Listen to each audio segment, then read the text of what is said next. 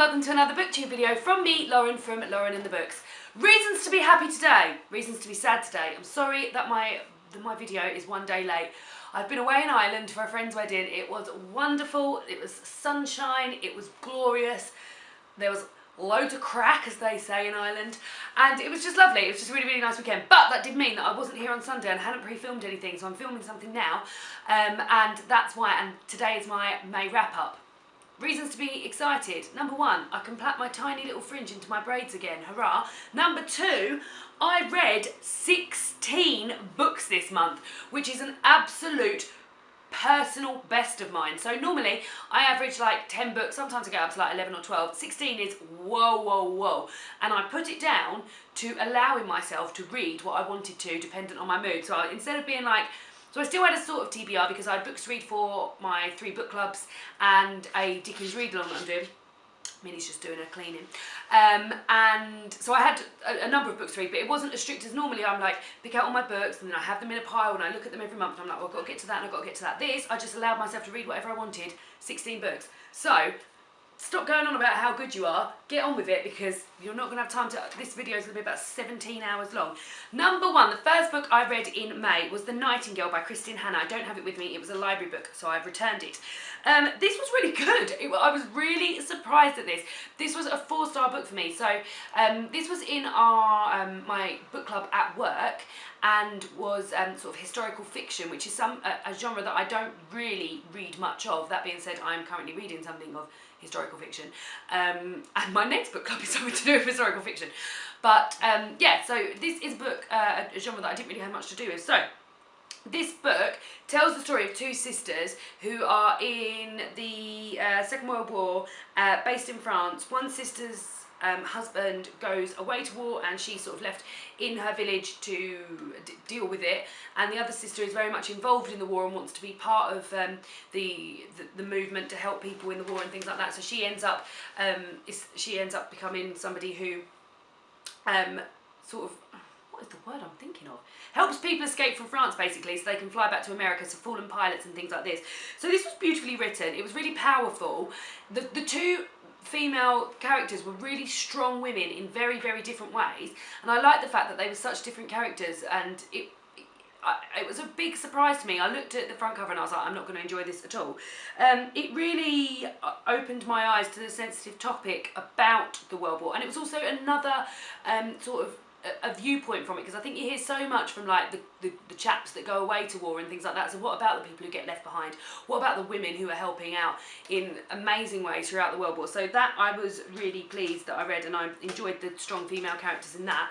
I think it'll stay with me for a long time, and I felt really emotional throughout. I won't spoil the ending, but there was like 2 very, so it was like we were revisiting it from current day, so there was 2 endings almost. So I had a cry at the ending in the past, and then I had another cry at the ending that was happening in like present day. So it's a really, really sad book, but I really would urge people to read it. Like, it wasn't, I didn't think it would be for me at all, but I really, really enjoyed it, and I gave it 4 stars, so I must have done quite well, because not many books get 4 stars, and not many books get 5 stars. The next book was not a 4 or a 5-star book. It was, what are you doing, Minnie? You coming up here? It was the worst book I've bloody read this year so far, and I can't even believe I slogged my way through it. I've already done a review on this. It was My Brilliant Friend by Eleanor Ferrante. I did not enjoy this. This was hyped up for me, and I was really looking forward to it. What are you doing, Pooh Bear? I was really looking forward to it, and it was just so dull, so crap. I'm really not going to rave on about it. I've got a review. I will link it down below. The next book I read was Pride and Prejudice by Jane Austen. This was a reread for me, but this was my first reading of this beautiful Classics Reimagined edition that David got me for, did you get it for my anniversary? For our anniversary? For our anniversary? Yeah, I think so. You're frightened of Millie getting out that window? Yeah. Well, David, are you going to reveal yourself on screen? No. No, he's frightened. Yeah, so this is the Classics Reimagined edition of Pride and Prejudice, so obviously the same story, which I adore, but these is just full of beautiful, beautiful illustrations. I've actually made a note of my favourite illustrations in here. So the dresses, page 164, let's do that. Well done past me for doing that, because this just makes my life easy. So here are some of the lovely dresses that they are wearing. I'll try and put in some inserts of up close ones. Maybe I won't, because sometimes I'm lazy and I say I'll do things and I don't. What else did I like? Oh, that's quite a nice one. That's not even the one I was looking at. 186. There's nothing on page 186, Lauren, you thought. Oh, the flowers. The flowers in the background of these guys. So that's very nice. And then the food. Obviously the food. There's always a food picture. There's always a food picture. This double page of food. So yeah, it's just a beautiful, beautiful colour palette. Really, really nice illustrations. They really worked for me. And yeah, I love this story anyway, so this just added to the experience for me. It was a 5-star. It's not a real 5-star because it's a reread. So I don't count it as like the best, like, it was a lovely, lovely read and I absolutely adored reading it. It wasn't like the best book I've read this year because it wasn't a new thing to me, but very, very enjoyable. The next book that I will be talking about is an audiobook, and that is the audiobook of Disclaimer by Renee Knight. This book was a bit mixed bag for me really, because whilst the narrators were very, very good and very, very skilled at the narration, the plot and the storyline wasn't like the best. I didn't think it was the best, but I thought the narration was very, very good. So this tells the story of a chap called Stephen. You hear from his narrations there's a male narrator and there's a female narrator. And the female narrator is reading a book that the male narrator has dropped off to her house and tells the tale some awful things that have happened that this person's done in the past. It's just very creepy, very well read, and I didn't find, like I said, I didn't find myself dazzled by the plot, and I thought the book in a book thing could have been done a bit better. But yeah, in terms of it being a thriller as well, there was a lot of like meh moments, and like the big reveal, I was a bit like, bit unbothered. But yeah, this would have been a 1-star, but I think the narration brought it up to a 2-star, which is like, should that really happen? But the narration was very, very good, so I gave that 2 stars. Number 47 was Rebel of the Sands by Alison Hamilton. This was sent to me by the publishers. I have an ARC copy, and the actual copy is the actual paperback I've seen out is beautiful, beautiful.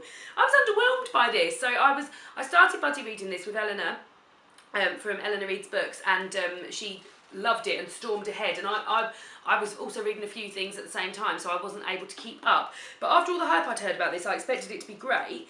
The last third definitely picked up. I didn't feel any attachment to any of the characters in this at all, and I felt a bit mildly confused as to what was going on.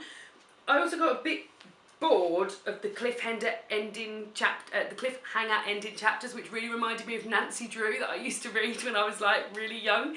And it used to be like, and she turned the wall, she turned the corner, and she could not believe who was stood there.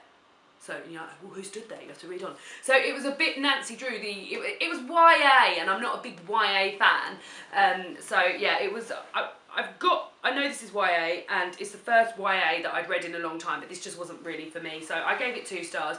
On the plus side, it's on really, really white paper, and I really liked that as a reading experience. I don't know if that was just because it was an ARC. I don't know if that happens. Has anyone got the actual paperback of this? Is it on really white paper? Because I really enjoyed that. Nothing to do with the story, but very good white paper. The next book was a bit lacking for me as well, and I was really, really excited about it when I saw it in the library. So as I have been raving on about, I have listened to the audiobook of A Year of Living Danishly, which is about a woman who moves to Denmark with her husband after he gets a job working for Legoland. And I've sort of gone on a bit of a Scandinavia, like I've become a bit addicted to it, like a bit of a Scandinavia addict. And I've been like searching books to put on my wish list of books that I want to read. And I saw this book on Amazon, and I was like, well, I've got to have that. Nordicana, 100 Icons of Scandi Culture and Nordic Cool. And then walking into my library, what to be but there, this book. So I was really happy because it meant I didn't have to waste my money on it. And I thought, well, if I read it and it's great, then I can buy it. But it wasn't great. Now, this is beautifully published, so it's more of like a coffee table book, but it's in a lovely like square shape, which I really like. This is all lovely, and then throughout it's basically 100 different things to do with Scandinavia. Now, some of these were pretty loosely based. Like, I feel like they've really run out of things to do in the end, and they were like, oh, Sarah Lund's jumpers, things like that. So yeah, it got a bit, it did get a bit. There was a few bits where I was like, oh, come on, would they really have made the summer houses? Would they really have made the cut? But I thought it was lovely, and I really liked the illustrations, but I thought the content was a little lacking in substance, so it wasn't really an education on anything. It was just more of like, it was just all a bit stretched and just a bit wishy-washy, basically. So although it was lovely, I'm pleased that I did not buy it, because I think if I'd have bought it and then bought it with my own money, because it's not a cheap book, it's quite a little pricey book, I would have been a bit disappointed. So I gave that 2 stars. Habibi by Craig Thompson is the next book I read, and it is massive. It's really heavy. I don't even know if I can lift it up. Yes, I can. Craig Thompson, who is the author of Blankets. This is a... Oh God, this all feels like such a long time ago because I've read so much. This is a graphic novel. I've never seen a graphic novel this big in my entire life, and it was massive. And I read it in one evening, and that means that it must have been bloody good, because it was a lovely evening actually. David had gone out for a few drinks, and I was like, oh, do you know what I'm going to do? I'm going to read a graphic novel the whole way through. And I was like, well, I got out from the library a few times. I keep renewing it, and just not getting round to it. So I was like, well, why not do this now, because you've got the time to do it. And I read it in one evening, and I really liked it. So it's beautifully published, and the artwork is lovely to look at, and I enjoyed and followed the storyline for the most part. But some parts in particular, for example, the philosophical and religious parts, they're a bit lost on me. So although I thought the storyline was great and like found it enjoyable, some of it was a bit like straight over. I'd liken this to Persepolis in terms of like illustration and writing technique, and this has made me want to read Blankets desperately. So Joss from Scribbles Reads talks about how much he enjoys Blankets, and I must get round to reading Blankets as well. But this was very good, and I think if you're into your graphic novels and you enjoy them, you want something a bit longer, and you liked Persepolis, then I really think you'd like this. So I gave this 3 stars, and I'm going to have to put it down because it's so heavy. The next book I read, which was also a graphic novel, is a 5-star read. How exciting. That is Killing and Dying by Adrian Tomine. First of all, let me show you, before I do anything, before we even read it, it's got a Perspex cover. That is going to be enough to get anyone excited. So before I've even opened it, there's a Perspex cover. It was amazing. I really loved this, and thought that so it's a series of short stories within a graphic novel, so none of them are linked or anything. And it was just a really good... Like, there were some really funny bits in it, there were some really touching bits in it, there were some really, like, concerning bits in it, and I just thought it was great. I loved the different... I like the different stories that were in this, and the different drawing techniques, so some of them are, like, completely different. I like that, so, like, in some of them there's, like a pallor undergoing the whole thing, and then there was one that just was totally drawn, completely different to everything else, and it was a really... big surprise, and I was like, this is nice. But my favourite story in here was Amber Sweet, which is a story about a girl who looks like a pornography star, and she always has men asking about her,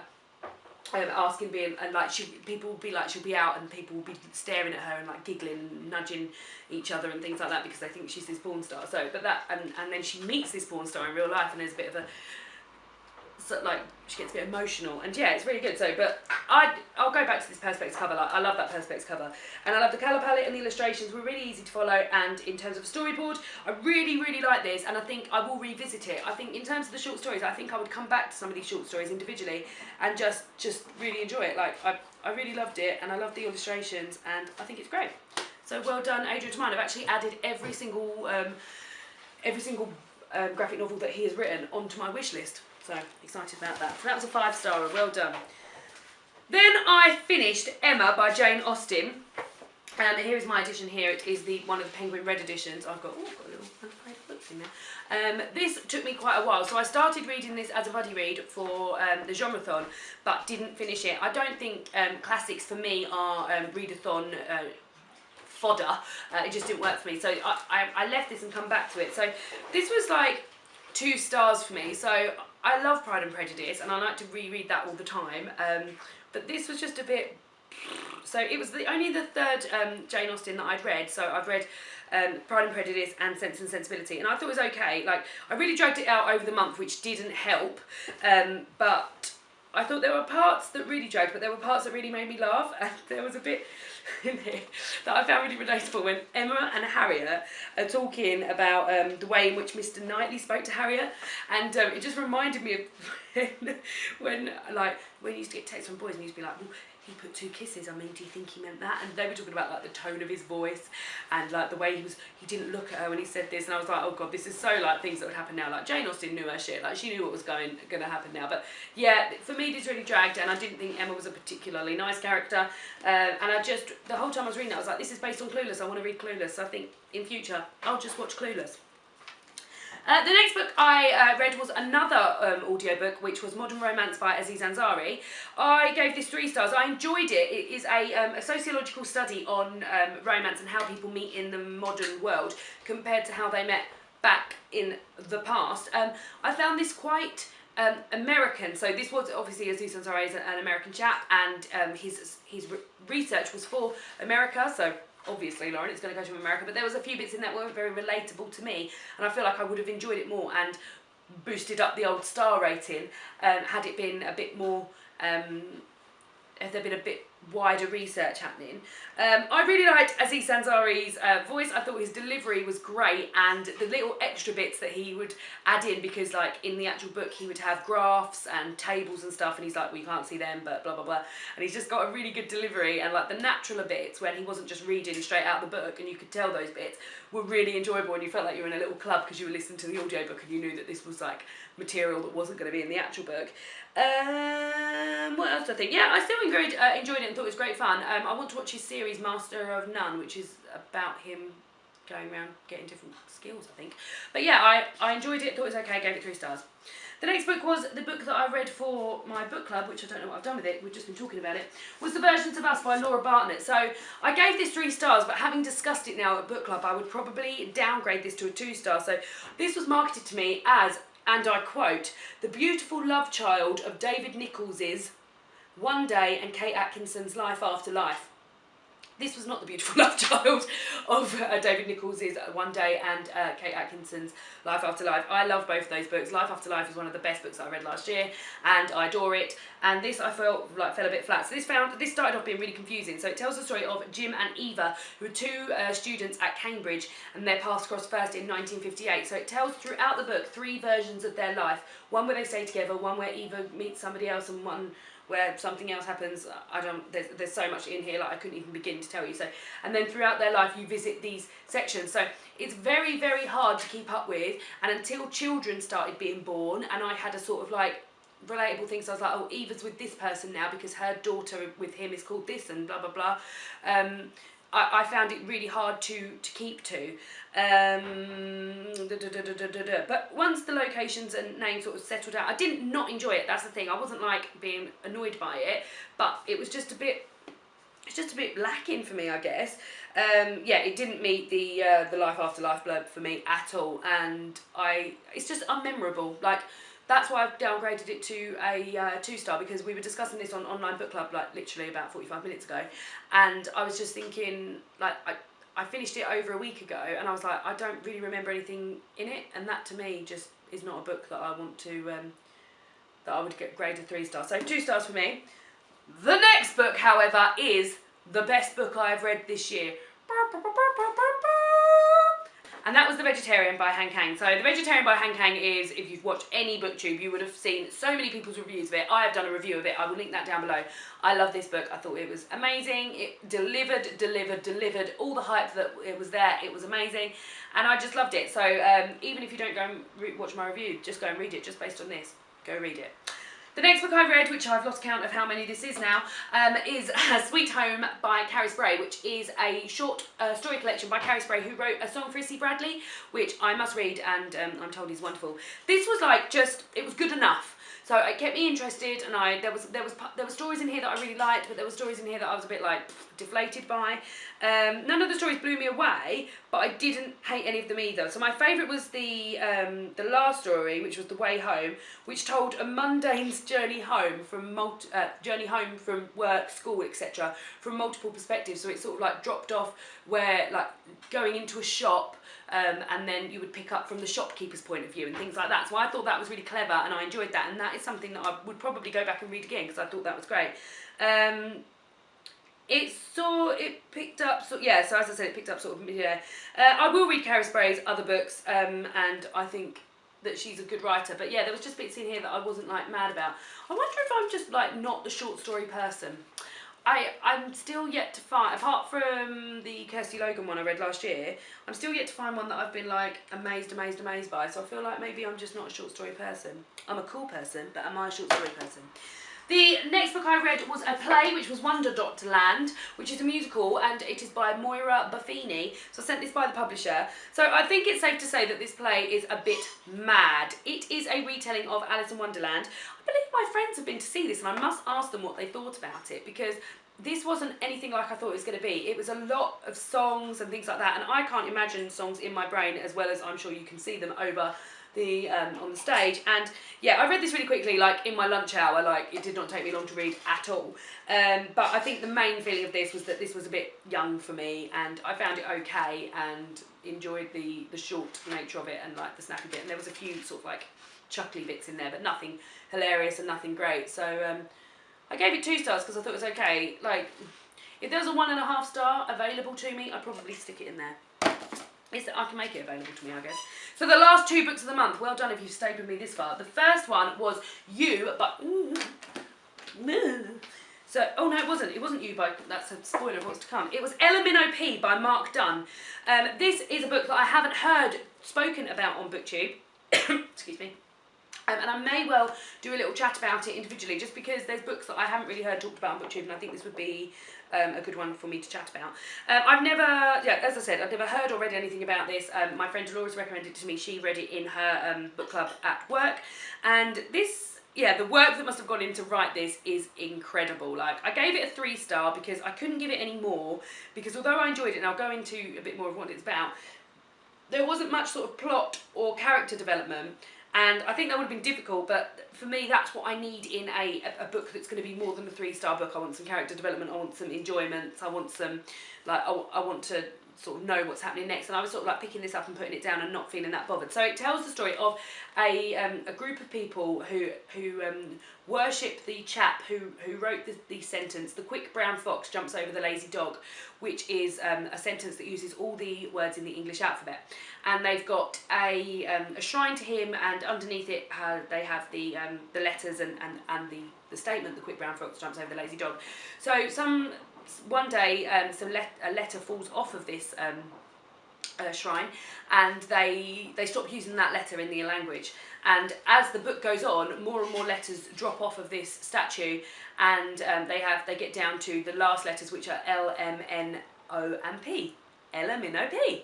And it's a really clever way to do it. Like, the way that they do like, I was going through thinking, well, R's not in there anymore, let me have a look and check if it's not in there. And I just thought this was really original and unlike anything I'd read before. But yeah, unfortunately for me, it didn't just quite make the cut into like a book that I'd be like, wow, this is amazing. Like, in terms of originality and being something new that I hadn't read before, then yeah, it ticks all the boxes, but it just wasn't a big wow for me. So I gave it a 3 star, and it's very unique and interesting, bit different.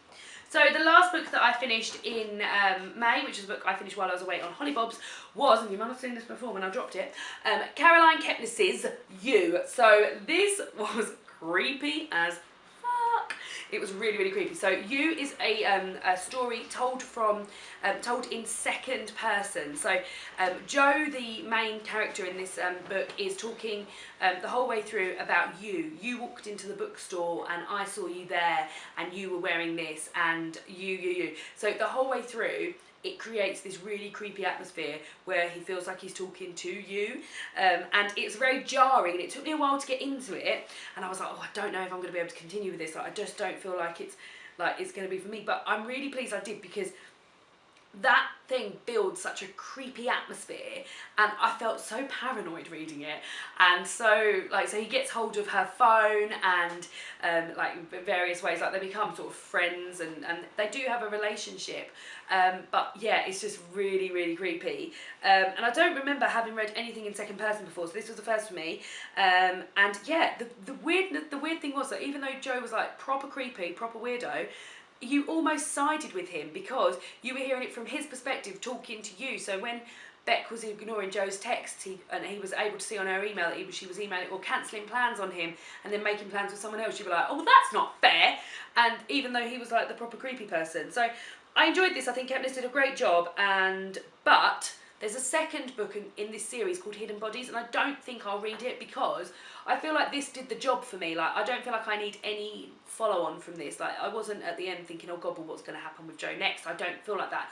Jo was in this book for me, and I think I don't need him in another book. So yeah, although it was I enjoyed it, I gave it 3 stars, and I won't be following on the series, but very enjoyable. So I am currently I'm about 100 and something pages into, 132 pages into Burial Rites by Hannah Kent. As I said, I've been away and I've been reading this as I've gone, but now I'm back. I'm able to, I thought I'd get some really loads of dedicated reading time. There was no time for reading, there was barely any time for sleeping. So now I'm going to get some good dedicated reading time onto this. So that is what I've read in May. Good God, well done if you've sat through the whole of that. That's 16 books, that's really big stuff. I had a great month of reading, and my favourite book was easily The Vegetarian by Han Kang, but I also really enjoyed Killing and Dying by Adrienne Tamine. I thought it was a really great graphic novel, I really enjoyed it. So either of those books, take them away with you and read them. And I will see you all again shortly for my favourites video, because it's the end of May now. Thanks,